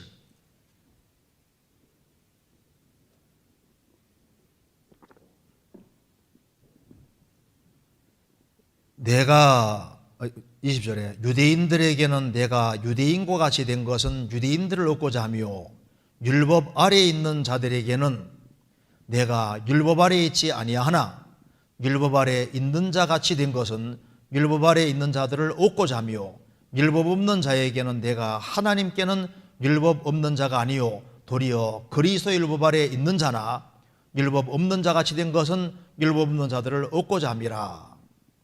바울 사도가 얘기했습니다. 유대인들에게는 내가 유대인과 같이 됐다. 회당에 들어갔습니다. 율법 아래에 있는 자들에게는 바울 사도는 말하기를 내가 율법 아래에 있지 아니하지만은 율법 아래에 있는 자 같이 됐다. 왜? 안식일마다 회당에 들어갔고 그리고 유대인들과 같이 있고 그렇게 한 이유는 율법 아래에 있는 자들을 얻고자 하며 구원시키려고 했다는 겁니다. 율법 없는 자에게는 내가 하나님께는 율법 없는 자가 아니요 도리어 그리스도의 율법 아래에 있는 자나라고 했지 않습니까? 우리가 구원받은 사람은 율법 아래에 있지 아니합니다. 그런데 구원받은 즉시 그리스도의 율법 아래에 있는 자가 됐습니다. 이 개념이 굉장히 중요한 겁니다. 우리는 태어날 때 율법 아래에 태어났습니다. 그래서 우리 율법의 저주를 받아야 되니까 예수님이 오셔서 율법 아래에 나셔서 우리 대신 십자가 죽음으로 율법의 저주를 받았고 생애 속에서 율법을 다 이루셔서 우리 의가 되셨고, 이제 구원받은 사람은 율법에서 해방이 됐습니다. 그래서 그리스도인들은 율법을 벗어나 있는 거예요. 근데 벗어나면서 즉시 어떻게 됐냐면 그리스도 율법 아래 들어간 겁니다. 구원받기 전에는 하나님은 심판자, 나는 죄인이었는데 이제 십자가를 통과하는 순간에 율법을 벗어나서 새로운 법 아래 들어갔는데, 그 새로운 법이라는 것은 이제 하나님은 내 아버지 되고 나는 아버지 아들이 된 거예요. 주님은 내 신랑이 되고 나는 신부가 되고, 주님은 내 주인이 되고 나는 주님의 종이 됐다 그 말입니다. 새로운 관계 속에 들어간 거예요. 그래서 이제 하나님의 아들 된 사람에게 아버지가 명령할 수 있잖아요. 아버지가 이런 건 해야 된다, 이런 건 하지 말아야 된다 명령할 수 있잖아요. 그것이 자연스러운 거다 그 말입니다. 서신서 읽어보면은 그리스도인들이 가정생활은 이렇게 해라, 직장생활은 이렇게 해라, 이런 건 하지 마라 자세히 나와 있는데 이게 법인 거예요. 그리스도인 법이요. 우리를 위해서 하는 얘기입니다. 그래서 구원을 받은 사람은 내가 그리스도의 법 아래 들어와 있구나. 그래서 내가 할 것은 반드시 해야 된다는 것을 알 필요가 있다 그 말입니다. 구원받고 난 이후에 주 안에 거하라 명령이고, 실제로 거의 되기 때문에 거하라고 명령하신 거예요. 구원받은 사람에게 주님께서 하라고 명하신 것들이 있는데 그런 것을 주의할 필요가 있다 그 말입니다. 그래서 우리가 할 것은 우리 편에서 해야 되는 것이 맞는 거예요. 어떤 사람 중에 이제 우리는 율법에서 해방이 됐고 우리는 이제 무조건 자유가 주어졌다, 우리는 가만히 있으면 된다, 그게 안 맞는 말입니다. 아들이 있는데 아버지가 잔 심부름 시킵니다. 초등학교 이제 2학년인데 상점에 가서 물건 하나 사오라고 합니다. 아들이 말합니다. 아버지, 나는 원래부터 못해요. 아버지가 다 해주시고 나는 가만히 있을게요. 그 자식이 신령한 겁니까? 이상한 겁니까? 이상한 거잖아요. 이제 남편과 아내가 있는데 아내가 말합니다. 여보, 나는 애기도 못 낳고 설거지도 못하고 이부자리 정도도 못해요. 당신이 다 해주세요. 나는 원래부터 못해요. 남편이 야, 우리 아내 신령하다 합니까? 이상하다 할 겁니까? 이상하다 하잖아요. 자기가 할 수 있는 것은 해야 되는 게 맞는 거라고요. 주인과 종이 있는데 종이 말합니다. 종에게 뭘 시키니까 주인님, 저는 아무것도 못해요. 바들도 주인님이 다 해주고 다 해주고 나는 가만히 있을게요. 그게 합당하지 않다고 말입니다. 주님은 주님이 하실 것을 항상 하시고 있고, 우리도 우리 편에서 해야 될 것은 열심히 해야 되는 겁니다. 그래서 성경 읽어보시면은 복음을 확실히 깨우치고 교회 가운데 연결되어서 공급을 받는 가운데 공급받는 힘으로 가정생활은 이렇게 해라, 개인생활은 이렇게 해라, 직장생활은 이렇게 해라, 전도생활은 어떻게 해라, 봉사는 어떻게 해라, 다 기록이 되어 있습니다. 그래서 거듭나고 난 이후에 즉시 나는 율법에서는 해방이 되지만은 거듭나는 즉시 새로운 주님의 사랑의 법 안에 들어왔고, 그 사랑의 법이라는 것이 부자관계를 말하는 겁니다. 신랑 신부 관계가 사랑관계고 주인과 종이지만 깃들린 종관계이기 때문에 사랑관계인 거예요. 나 깃들린 종은 나중에 배울 수 있을 겁니다. 그래서 우리는 거듭나는 즉시 사랑의 법 속에 들어와서 주님은 우리에게 힘을 주시고 모든 걸 하게 만드시는 겁니다. 그 다음에 고린도전서 10장입니다. 고린도전서 10장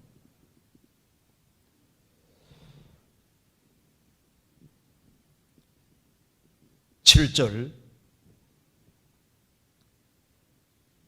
저희 중에 어떤 이들과 같이 너희는 우상 숭배하는 자가 되지 말라. 기록된 바 백성이 앉아서 먹고 마시며 일어나서 뛰는 다음과 같으니라. 저희 중에 어떤 이들이 간음하다가 하루에 23,000명이 죽었나니 우리는 저희와 같이 간음하지 말자. 저희 중에 어떤 이들이 주를 시험하다가 뱀에게 멸망하였나니 우리는 저희와 같이 시험하지 말자. 저희 중에 어떤 이들이 원망하다가 멸망시키는 자에게 멸망하였나니 너희는 저희와 같이 원망하지 말라. 저희에게 당한 이런 일이 거울이 되고 또한 말세를 만난 우리의 경계로 기록하였느니라. 그런즉 선줄로 생각하는 자는 넘어질까 조심하라. 이스라엘 민족이 출애굽을 할 때 60만 명이 나왔습니다. 근데 광야에서 다 엎드러진 걸 통해서 교훈 받아야 된다고 말입니다. 그래서 우상 숭배하는 죄로는 3천 명이 갑자기 죽었습니다. 간음하는 죄로 총 2만 4천 명이 죽었습니다.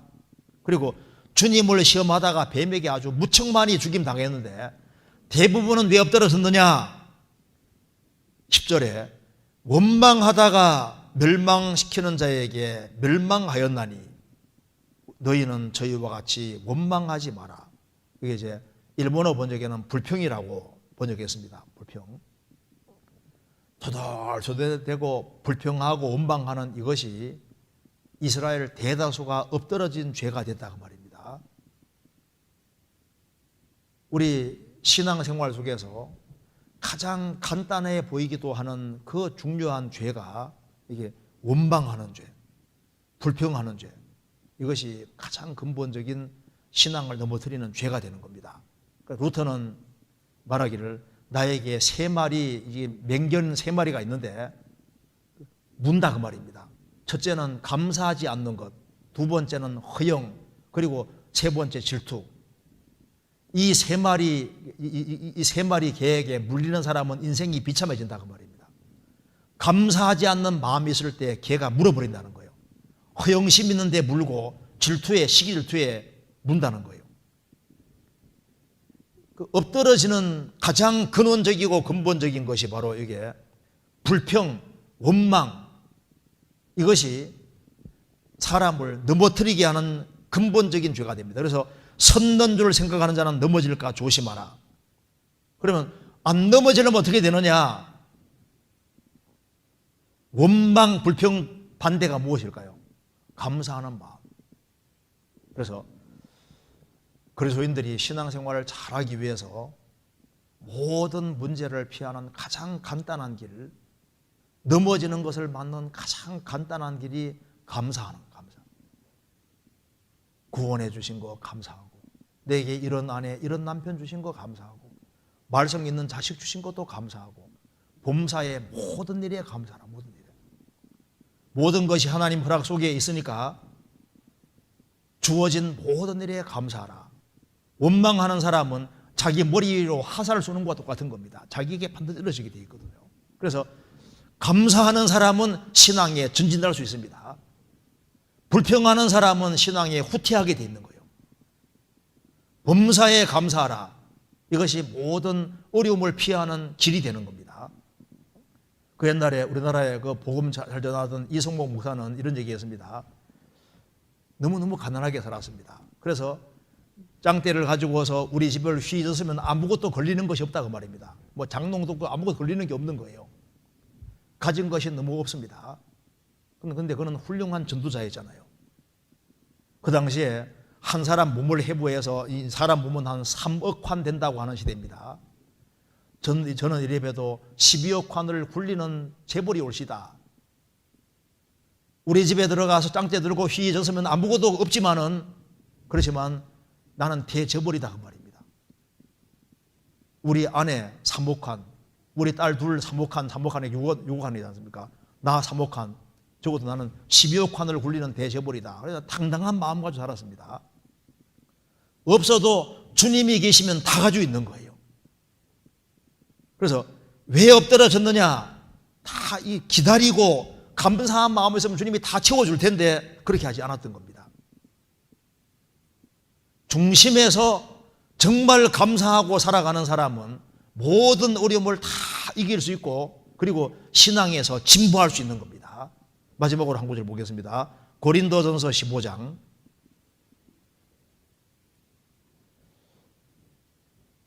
고린도전서 15장 51절. 보라, 내가 너희에게 비밀을 말하노니 우리가 다 잠잘 것이 아니요 마지막 나팔에 순식간에 혼련이 다 변화하리니. 고린도 성도는 이 말을 들었을 때 굉장히 마음에 기뻤을 겁니다. 고린도 교회는 육신에 속한 교회입니다. 문제가 많은 교회입니다. 징계로 죽은 사람도 많다고 했습니다.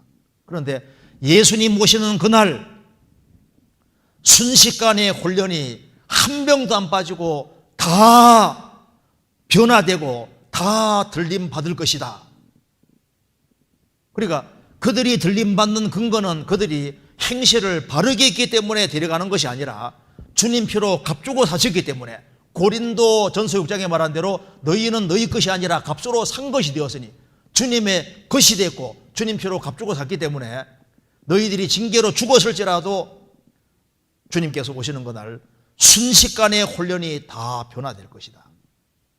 그가 알갱이라면 한 알갱이도 안 떨어뜨리고 주님 다 데려가시는 겁니다. 순식간에 혼련이 다 변화될 것이다. 그래서 이렇게 말했습니다. 58절 같이 읽겠습니다. 그러므로 내 사랑하는 형제들아, 경고하며 흔들리지 말며 항상 주의 일에 더욱 힘쓰는 자들이 되라. 이는 너희 수고가 주 안에서 헛되지 않을 줄 알미니라. 너희들이 부족한 것이 많고 연약한 것이 많고 육신적인 것이 많다고 할지라도 주님이 너희들을 반드시 데려갈 것이다. 그리고 성령께서 너희 가운데 역사하시기 때문에 너희들을 틀림없이 변화시킬 것이다. 그러므로 형제들아, 너희들이 부활될 것이 확실하니까 경고하며 흔들리지 말며 항상 주의 일에 더욱 힘쓰는 자들이 되라. 이는 너희 수고가 주 안에서 떼지 않을 줄 알미니라. 우리가 주 안에 생하는 수고는 결코 된 것이 없을 겁니다. 다 남을 겁니다. 이 세상도 정욕도 지나가되 오직 하나님의 뜻을 행하는 이는 영원히 가느니라. 우리는 지금 이 세계, 지금 물질계만 있는 세계가 아닙니다. 그래서 이 세계는 인간이 활동하고 마귀가 활동하고 천사가 활동하고 하나님이 직접 간섭하시는 세계 속에 살고 있기 때문에 환경은 부차적인 것이고 감사하는 마음을 가지고서 그리고 하나님의 도우심을 구하고 살면은 정말 생을 살아가는 가운데 내 인생을 하나님이 도우셨다. 에베네셀 여기까지 도우셨다. 넘치게 도우셨다. 그리고 앞으로 도와줄 것도 믿을 수가 있는 겁니다. 같이 기도하시겠습니다. 자비로우신 우리 아버지 하나님, 저희들을 주의 보배로운 피로 구원해 주신 이 크고 놀라운 은혜와 사랑을 인하여 감사드립니다. 우리에게 이 귀한 하나님 말씀을 내려주신 것도 감사합니다. 우리 나머지 생에 온전히 도와주시고 주님 앞에 서는 그날까지 주의 복음과 영광을 위해 살 수 있도록 저희 마음을 더욱 일깨워 주옵소서. 또 가정적으로 어려움을 당하는 사람들을 일일이 주님이 함께해 주시고 도와주셔서 주님의 도우심 가운데 생활을 살 수 있도록 도와주시고 인도해 주옵소서. 주 예수 그리스도 이름으로 기도하옵나이다. 아멘.